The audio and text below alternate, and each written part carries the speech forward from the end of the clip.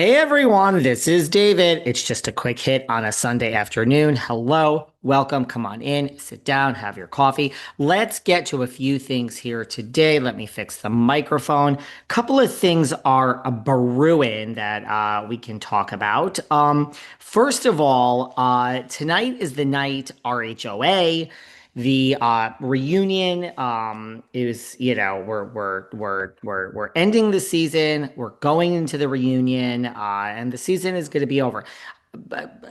Mixed season for me. The reunion looks have surfaced online. We are ending the season tonight with a bang. Then we have the reunion, but. Couple of things I just want to quickly rank. I don't know if you've all seen these, the reunion looks. They are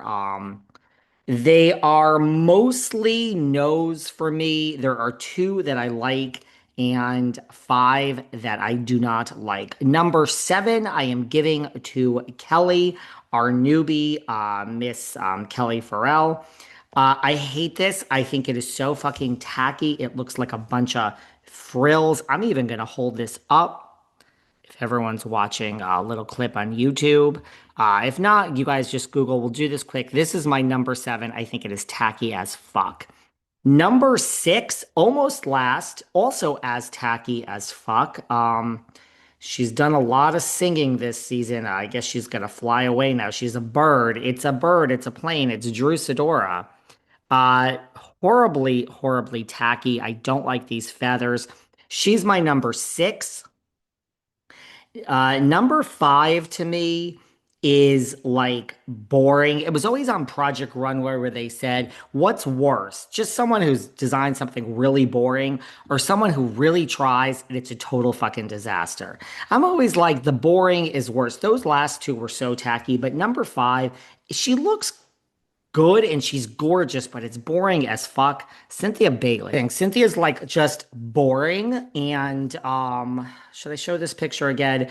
I put more money. I rank higher. Taking a chance. Cynthia is drop dead gorgeous. I just find her dress to be basic AF. So Cynthia, therefore, is my number five. My number four, I can't believe I'm saying this. This shows you how bad I think the other ones were. My number four is Phaedra Parks.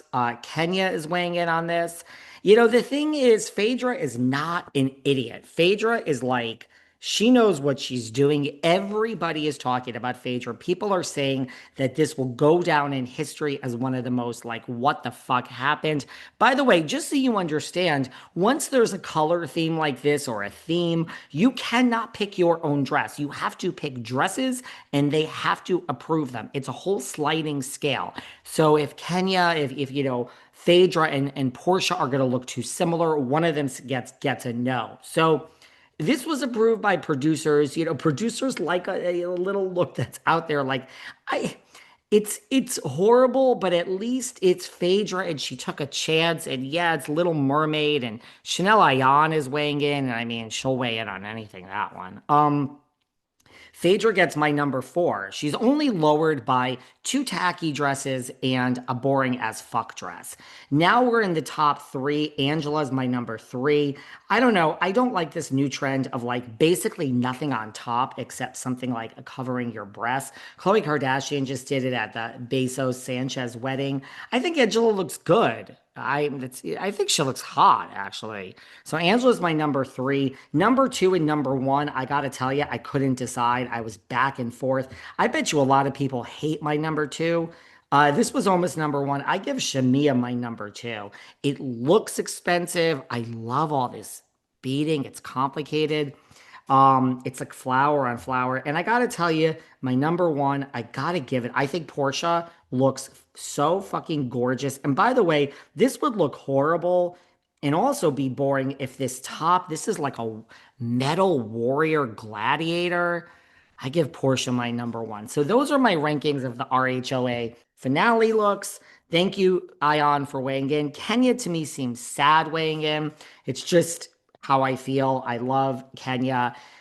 We'll talk about RHOA later this week. We'll talk about next gen more later this week. You guys hate this Charlie. Oh my God, you guys hate Charlie. You hate Charlie as much as you hated Jax and as much as you hated Or as much as you hate Jax, excuse me, current tense, and Sandoval.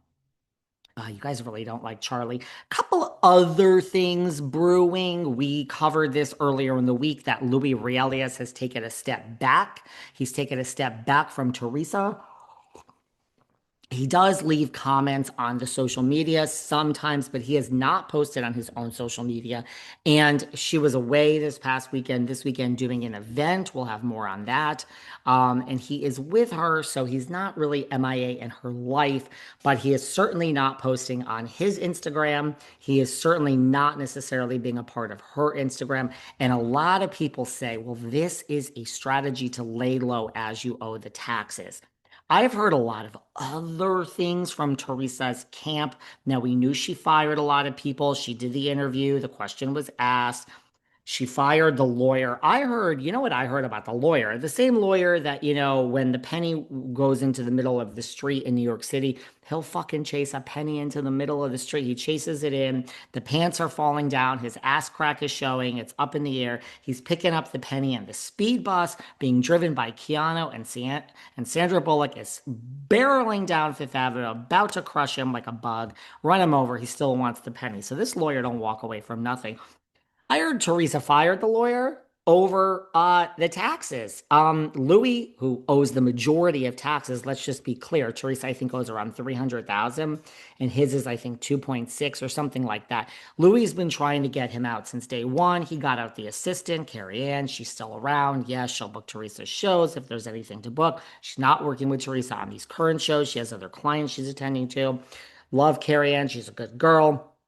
But Louis has been trying to get these people out of the mix from day one. So Louis goes and blames the lawyer, which I don't know why you're blaming the lawyer. It sounds like you didn't pay taxes for a long time.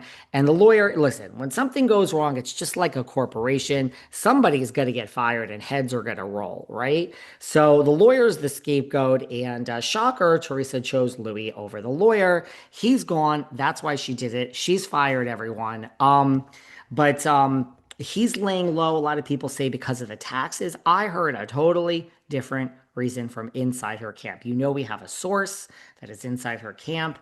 I heard that Louis is laying low for RHONJ. Can you imagine season one for her? Sutton Strack. We love Sutton Strack. We want her to be a housewife, but she's a friend of. Why is she a friend of? She can't show her family.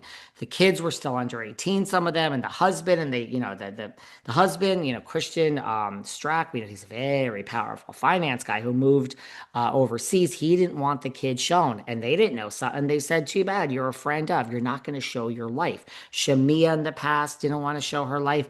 Now, season two, it's all out the window once you prove yourself. She proved herself, Sutton, and then they said, we don't care if you show your life. You're upgraded to full time. Great decision. Well, imagine they always want you to show, show, show. Imagine for the first time in history, RHONJ, RHONY, all the shows for the